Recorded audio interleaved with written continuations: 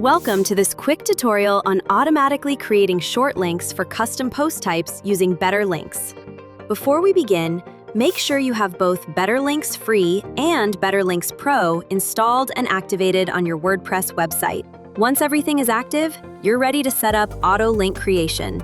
From your WordPress dashboard, navigate to the BetterLinks menu, click on the settings, and then head over to Advanced Options.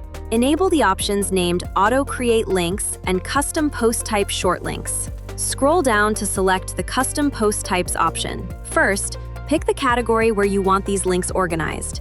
Then, from the drop-down menu, select the specific post types you want to generate short links for. Once you enable this feature, BetterLinks will automatically create short links for any new posts of the types you've selected.